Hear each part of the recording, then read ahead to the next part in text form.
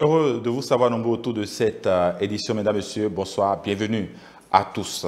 Aujourd'hui, avec l'évolution de la technologie, plusieurs métiers, en l'occurrence ceux du numérique, nécessitent l'usage de certains outils comme l'ordinateur, la tablette, le smartphone et autres. Ces derniers permettent aux utilisateurs d'accomplir des tâches aussi bien professionnelles que personnelles au quotidien. Cet usage permanent des écrans n'est pas sans conséquences sur la santé visuelle. Pour en savoir plus, suivez ce reportage que nous propose la rédaction. Les ordinateurs, les smartphones, les tablettes constituent pour beaucoup d'acteurs les principaux outils de travail. C'est ainsi que les journalistes, les secrétaires de direction, informaticiens et autres se voient contraints de passer des heures ou toute une journée entière devant les appareils électroniques, s'exposant donc à la lumière que reflètent ces accessoires sur les yeux. Je fais la planification, la mise à jour de la maquette. Je mets aussi à jour le fichier des frais de scolarité, etc. Il faut avouer que je reste en gros au moins 4 heures de temps dans la journée devant l'ordinateur. Moi, très souvent, si je suis devant l'ordinateur, c'est pour faire le montage. Le montage, des reportages et tout. Je vous avoue que si je viens ici à 8 h, je rentre à 18 h. Le plus souvent devant mon ordinateur, je sais plusieurs tâches que je fais. Tantôt des installations de logiciels, des antivirus. Il y a également des configurations à faire. Il y a plein de trucs à faire, tantôt la programmation. Et lorsqu'on prend une journée, d'abord ça dépend de la période, parce qu'il y a de cette période où on a plein de trucs à faire, plein de tâches à faire. Donc quand je prends des journées pareilles, on passe pratiquement plus de 10 heures devant l'ordinateur. Avec mon ordinateur, je fais des traitements de tests, je fais des impressions, des photocopies, je fais des recherches aussi sur l'ordinateur et je fais des dessins, des graphes par exemple. Et je passe environ 8 à 9 heures par jour sur mon ordinateur. Le contact permanent avec ces appareils n'est pas sans conséquence sur l'utilisateur. De simples douleurs aux yeux ou à la tête, ces personnes peuvent se retrouver malades ou atteintes de la cécité. La lumière sur le plan visuel est indispensable pour la vue, mais son exposition prolongée, intense, peut occasionner des dégâts à ce niveau. Donc cette lumière émise traverse les différentes structures qu'on appelle milieux transparents de l'œil, à savoir la cornée, l'humeur aqueuse, le cristallin, le vitré pour atteindre la rétine. Et suivant ces différentes étapes, ça peut occasionner des lésions. Une lésion qui est une maladie qui est communément appelée des MLA ou des centres maculaires liés à l'âge, qui est due à une exposition prolongée de cette lumière sur les cellules visuelles qui sont photosensibles. Et cette maladie peut aller jusqu'à la cécité. Au regard de tous les risques auxquels s'exposent les acteurs au contact avec l'écran de façon prolongée, il urge d'adopter certains comportements. L'ophtalmologue Cécile Bessy recommande.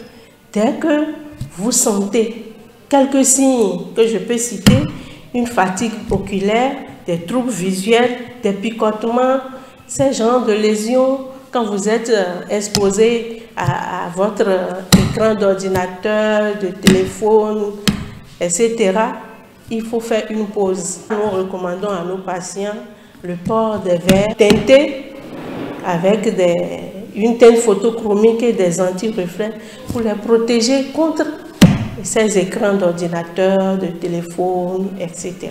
Grâce aux avancées technologiques, les appareils électroniques sont de plus en plus dotés de filtres antilumineux. Pour finir, la spécialiste invite ceux dont les métiers exigent l'usage d'appareils électroniques de recourir désormais à ce type d'accessoires afin de limiter les dégâts causés aux yeux. Voilà un reportage de Merveille Bossou et de Melvina Chabi. On aborde maintenant le chapitre du Conseil des ministres. Les membres du gouvernement étaient ce mercredi 21 septembre à ce rassemblement hebdomadaire à l'issue du conclave gouvernemental. Plusieurs décisions ont été prises, en l'occurrence l'approbation des statuts de la Société nationale du bois Sonab SA. Et plus de précisions avec le secrétaire général adjoint du gouvernement, porte-parole du gouvernement, Wilfried Lian-Rumbedji. La mise en place de cette société procède d'une transformation de l'Office national du bois au regard de la nature et du volume des activités qu'il mène, mais aussi des ambitions du gouvernement pour la filière.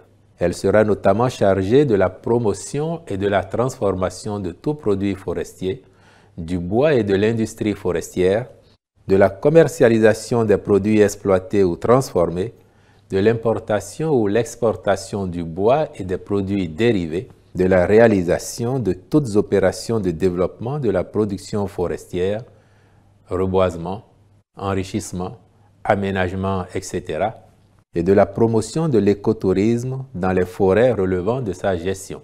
Elle s'occupera également du développement durable des ressources forestières des domaines de l'État dont elle aura la charge.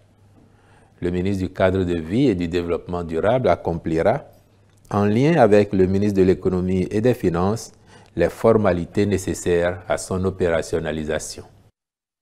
Et puis au cours de ce même Conseil des ministres, il s'est agi de la transmission à l'Assemblée nationale du projet de loi portant modification et complétant la loi numéro 2018-14 du 18 mai 2018 portant code de procédure pénale en République du Bénin. La réforme vise à conférer au président de la République, après avis conforme du Conseil supérieur de la magistrature, le pouvoir d'ordonner la suspension de l'exécution de la peine lorsque celle-ci est justifiée pour des raisons sociales et humanitaires. Suivons une fois encore le porte-parole du gouvernement pour plus de précisions.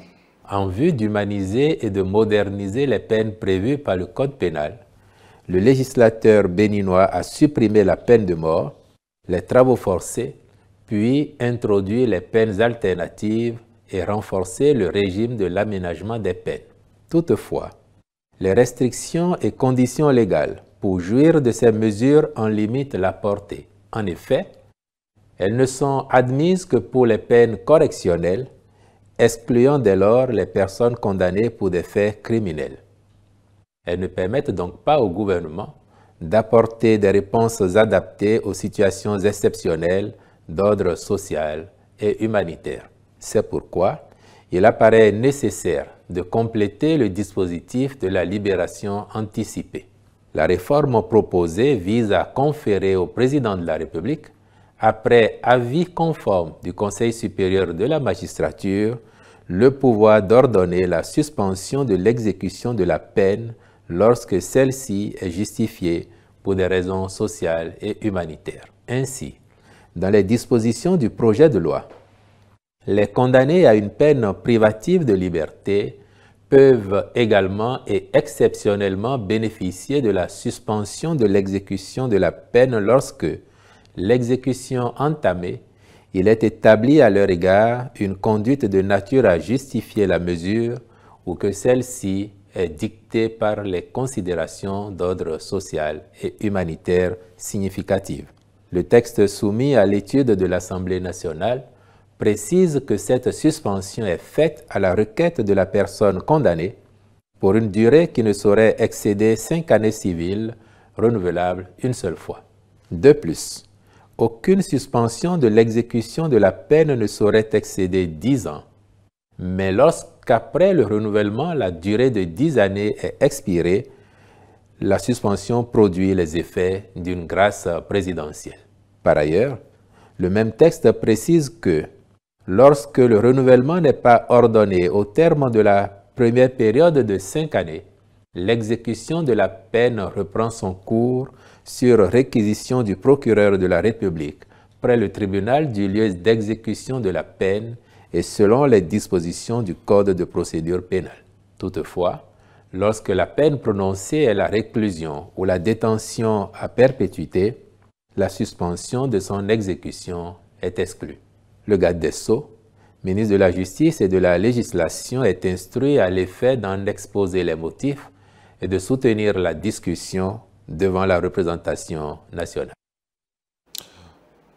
Autre actualité dans ce journal, le 4e dialogue politique du haut niveau du Forum des administrations fiscales ouest-africaines FAFOA s'est officiellement ouvert ce mercredi 21 septembre 2022 à Cotonou. Les différents membres et participants vont s'entretenir pendant 2 jours afin de réfléchir sur une meilleure organisation des administrations fiscales dans la mobilisation des ressources. C'est Ruth Rondjo qui était. Voici son compte rendu. Ces hommes et femmes réunis dans cette salle sont venus d'un peu partout des pays de l'Afrique pour le 4e dialogue politique de haut niveau du Forum des administrations fiscales ouest-africaines. Accroître les recettes fiscales pour un leadership efficace et une bonne gouvernance d'entreprise. C'est la thématique sur laquelle porteront les échanges. Oui, c'est le moment plus que jamais pour nous de prouver que la fiscalité reste et demeure un outil puissant, fondamental pour le développement des États de l'Afrique de l'Ouest. C'est pourquoi je voudrais nous inviter à réfléchir sur les stratégies à mettre en place pour renforcer la mobilisation des recettes intérieures de nos États. L'objectif étant de donner à nos gouvernants les moyens pour poursuivre la mise en œuvre des projets et programmes de développement socio-économique au grand bonheur de nos populations qui, hélas, font actuellement face à une flambée des prix sur le marché.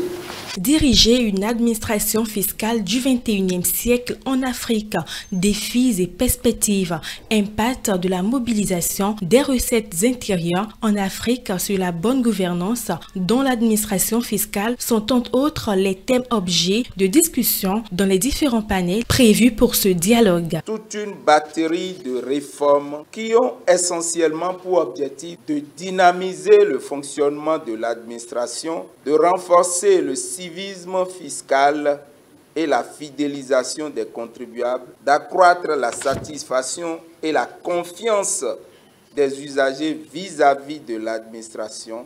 Les administrations fiscales font partie intégrante de l'environnement changeant dans lequel opèrent les grandes entreprises et pour fonctionner de manière optimale, elles doivent adopter une approche dynamique de la gestion de la conformité fiscale et c'est à juste titre que ce 4e dialogue politique reçoit le soutien de la Banque africaine de développement. La Banque africaine de développement, depuis 2000, a mis en place sa politique de gouvernance et à cet effet, les différentes générations de stratégies qui ont été mises en place ont toujours eu au cœur de leur plan d'action l'accompagnement des pays membres régionaux pour l'accroissement des recettes fiscales. Il s'agira pour vous de mettre, entre autres, en évidence l'importance d'un bon leadership et d'une pratique saine de la gouvernance d'entreprise comme ingrédient nécessaire au repositionnement des administrations fiscales. Le Forum des administrations fiscales ouest-africaines a vu le jour dans le but de contribuer à l'efficacité de l'administration et à l'amélioration de la prestation des services publics à l'appui du développement des pays de l'Afrique de l'Ouest. Ce 4e dialogue prendra fin le 22 septembre 2022.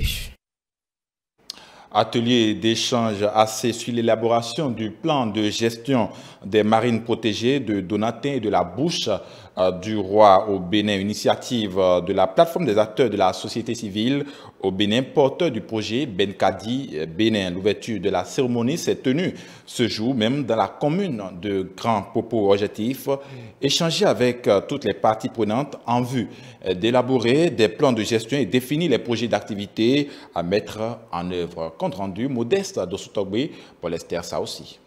Atelier d'élaboration du plan d'aménagement et de gestion des aires marines protégées. Une initiative de la plateforme des acteurs de la société civile au Bénin en partenariat avec le projet Benkadi qui a réuni les communautés à la base, les élus locaux et les acteurs du secteur. En s'engageant dans Benkadi, Pachiba fait le choix de contribuer en mettant l'accent sur la datation basée sur les écosystèmes. Et les aires marines protégées constituent également des écosystèmes particuliers sur lesquels nous aurons fait beaucoup de choses. Après cette décision très bien accueillie, il est important de passer à l'opérationnalisation de cette décision.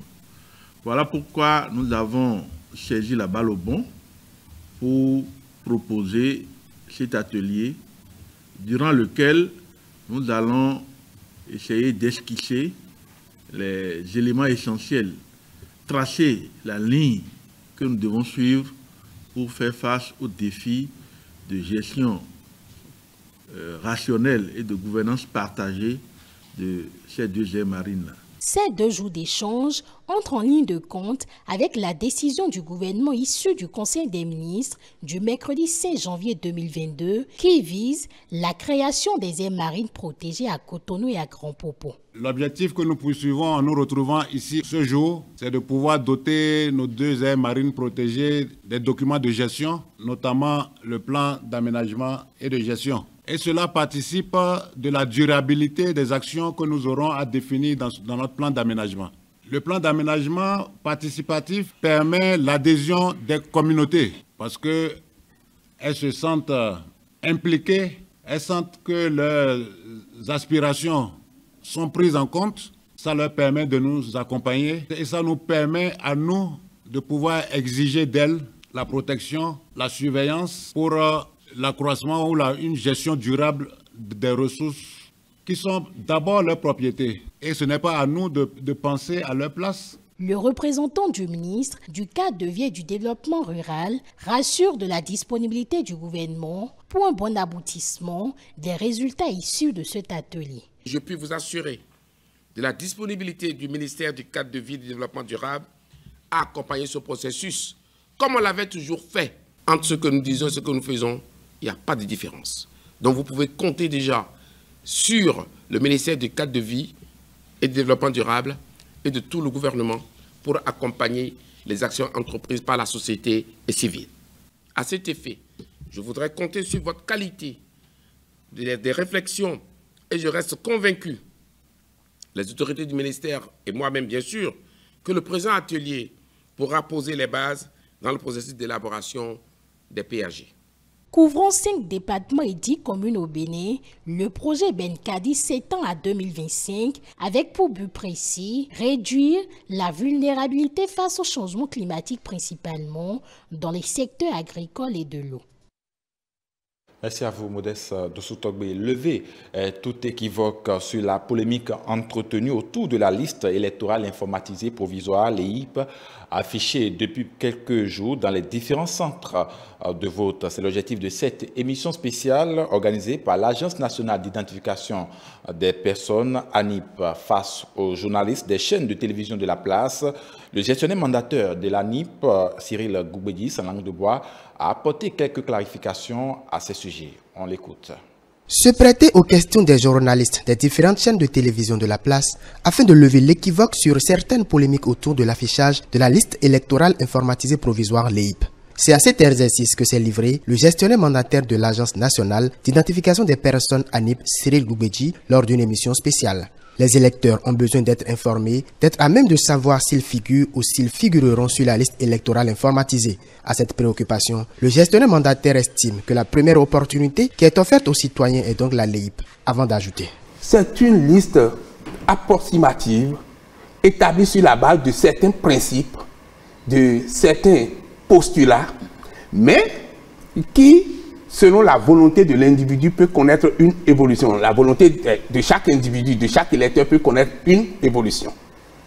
Ainsi, la loi qui a institué la liste électorale informatisée a décidé, a disposé que la liste est celle du registre national des personnes physiques et elle est établie avec le numéro personnel d'identification.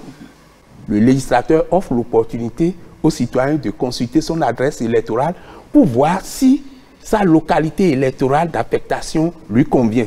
Si cela ne lui convient pas, il demande un transfert. Depuis le 8 septembre 2022, et ce pendant 15 jours, cette liste est affichée dans les différents centres de vote, mais déjà des polémiques dans certaines localités du pays. C'est le cas dans la commune de Kopargo, soulevé par le député Hassan Seibou à travers un courrier adressé à l'ANIP. À cette préoccupation, Cyril Goubedi a donné des précisions. Si vous résidez dans une localité déclarée pendant le RAVIP, on vous répartit sur un centre de vote de votre localité. On a donné la chance aux gens de sortir pour préciser leur adresse électorale parce qu'il y a des centres de vote sur leur localité. En la matière, il s'agit de données à caractère personnel. Et lorsque chacun fait l'exercice là, il sait là où il est. Là, je dis bien, si chacun fait l'exercice, il retrouve son centre de vote. L'honorable a envoyé une liste de noms. On lui a dit, il ne s'agit pas d'envoyer, je précise bien, une liste de personnes. Ce n'est pas les noms qui nous intéressent, c'est les numéros personnels d'identification. Pour ce qui est de la polémique autour des tablettes qui n'arrivent pas à passer les transferts vers les nouveaux postes créés régulièrement par la NIP en vertu de la loi, Cyril Goubedi répond. Il a parlé de tablettes à un endroit, il dit, lorsque le transfert est tenté, c'est comme si le transfert ne passait pas sur la tablette. C'est de son droit. C'est de son droit de le dire.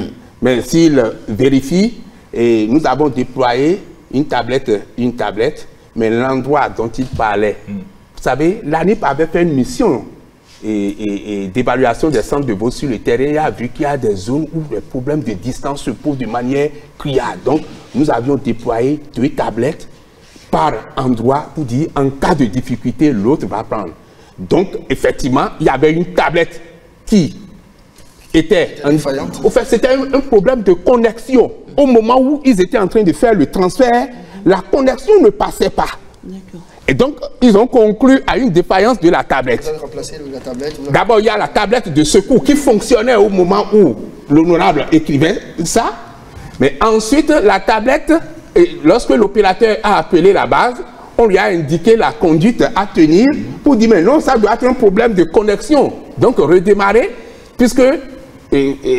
vous croyez que la tablette a de problème? La tablette n'a pas de problème. Quel est le coût des opérations que mène l'ANIP en ce moment pour établir la liste électorale? À cette question, le gestionnaire mandataire Cyril Goubedi apporte des clarifications. Avant, la liste électorale, son établissement coûtait des milliards. Pour cette fois-ci, on n'a pas atteint le milliard. Je dis bien, on dépensait des milliards. Et cette fois-ci, on n'est même pas proche du milliard. Le citoyen peut déjà noter qu'on a fait de substantielles économies en adoptant cette façon d'éditer la liste électorale à partir du registre national des personnes physiques. Et j'ajouterais, c'est le premier essai. C'est pourquoi on peut même avoir le coût que nous avons maintenant, qui est un coût très alléchant pour le budget de l'État. Conscient de la pertinence des différentes préoccupations, le gestionnaire mandataire de l'ANIP, Cyril Goubedi, tout en rassurant les uns et les autres, appelle à l'union et à travailler la main dans la main pour gagner le pari du développement. Voilà, le compte rendu qui porte bien sûr la signature de Cyr Tossa. Hors de nos frontières à présent, le dialogue mondial des jeunes leaders, un programme international qui vise à stimuler la communication et la diversité, a invité des jeunes de divers pays à se rencontrer dans le sud-est de la Chine. Reportage avec nos confrères de CGTN. Dans le cadre du programme, un groupe de jeunes a été invité dans la province du Jiangxi, dans le sud-est de la Chine. Des personnes de 8 pays différents ont visité les villes de Jingdezheng et Shangrao. Jingdezheng est un important producteur de porcelaine chinoise depuis plus d'un millier d'années, et Shangrao est connu pour sa préservation des villages anciens. Les invités ont partagé leur expérience sur l'exploration de ces villes anciennes. Je sais qu'il est difficile d'équilibrer le développement urbain et l'histoire. Ils semblaient vraiment dévoués à entrer, à faire des recherches minutieuses, à tout trouver et à documenter. C'est le genre de choses qui nous mène à de nouvelles découvertes et nous montre à quoi ressemblait le passé. Ainsi, nous pouvons faire mieux nous-mêmes à l'avenir. Les arts, la culture, c'est comme un pont entre cette toute petite ville et les grandes plaques tournantes comme Shanghai et Beijing. L'arrivée de jeunes artistes et talents redonne vie à ce tout petit village et donne à ces gens de nouveaux moyens de subsistance. Mesdames, Messieurs, ce serait tout pour cette randonnée informative du soir. Dans l'espoir d'avoir comblé vos attentes, tout le service de l'information de ETélé vous remercie pour votre fidélité. Vous pouvez retrouver à nouveau cette édition sur l'ensemble de notre plateforme digitale, notre site internet www.etele.benin.com, notre page Facebook ETélé en direct, notre compte Twitter ETélé en live, notre chaîne YouTube ETélé Bénin et puis via notre application iOS ou Android ETélé Bénin, tout simplement, mesdames et messieurs. D'ici là, portez-vous bien.